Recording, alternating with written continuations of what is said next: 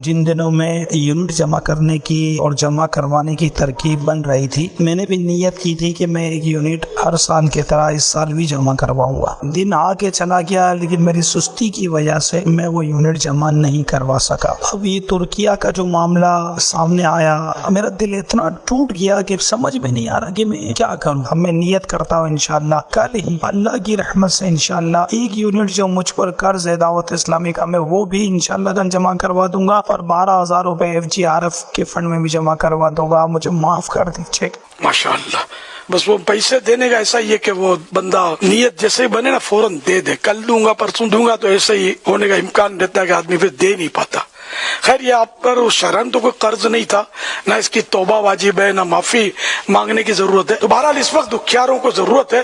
حدیث پاک میں ہے کہ جس نے مسلمان بھائی کی حاجت روائی کی، یعنی اس کی ضرورت پوری کی، وہ ایسا ہے جیسے اس نے ساری عمر اللہ پاک کی عبادت کی۔ اللہ ہم سب کو توفیق عطا فرمائے۔ جو میرے مدنی بیٹے اس وقت ترکیہ اور شام میں اس کام میں لگے ہوئے، اور اللہ کرے کہ بس جو قدم اٹھے ہیں دکھیاروں کی خدمت کے لیے، وہ آگے تو بڑھیں لیکن پیچھے نہ ہٹیں۔ ان کی کال میں ایک بڑی پیاری بات تھی کہ دعوت اسلامی کے لیے جو میں نے نیت کی تھی وہ بھی پیش کروں گا، اور ترکی کے مسلمانوں کے لیے بھی پیش کروں گا۔ یقیناً ترکی کے مسلمانوں کی مدد کریں، لیکن وہ کہتے ہیں نا کہ اپنی جیب سے کچھ ایکسٹرا نکال کر مدد کریں۔ جو زکوٰۃ دینی ہے وہ تو دینی تھی، اب آپ کہیں وہ میں دعوت اسلامی کو نہیں، میں یہاں دے دوں گا، تو یہ دعوت اسلامی ہے تو سارے کام ہو رہے ہیں نا۔ وہاں 5 مراکز کیسے بنے، وہاں نیٹ ورک کیسے بنا، آج ان کی جو مدد ہو رہی ہے، تو پہلے سے دعوت اسلامی کو جو آپ نے احتیاط دیے ہوئے تھے، جو آپ ڈونیشن دیتے ہیں، جس کے ذریعے پوری دنیا کا نیٹ ورک چل رہا ہے، تو ہمیں اپنی دعوت اسلامی کے عطیات کو بھی بڑھانا ہے، اور اللہ توفیق دے تو یہ ترکی کے مسلمانوں کی بھی مدد کرنی ہے۔ ماشاءاللہ، آپ نے بڑی اچھی توجہ دلائی۔ تو دعوت اسلامی ہوگی تو یہ سارے کام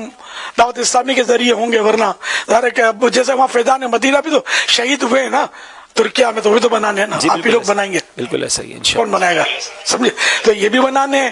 پھر یہاں جو مدارس اور جامعات المدینہ، مدارس المدینہ جو چل رہے ہیں، عالم پروڈکشن، حافظ پروڈکشن، اور قرآن سکھایا جا رہا ہے، یہ جو بھی خدماتیں مسجد بن رہی ہیں، تو یہ تھوڑی سب روک کر ایک کام کرنا ہے، یہ بھی کرنے ہیں، وہ بھی کرنے ہیں، سب یعنی کہ مزید بڑھاتے چلے جانا ہے۔ دعوت اسلامی کو جو دیتے تھے اس میں بھی کچھ بڑھا دیں، اور جو ترکیہ کے لیے وہ ایکسٹرا، ان میں بھی آپ خرچے ضرور دیں، دینے کا وقت ہے۔ آپ کا دیا انشاءاللہ آپ کو دنیا میں بھی کام آئے گا اور آخرت میں بھی کام آئے گا۔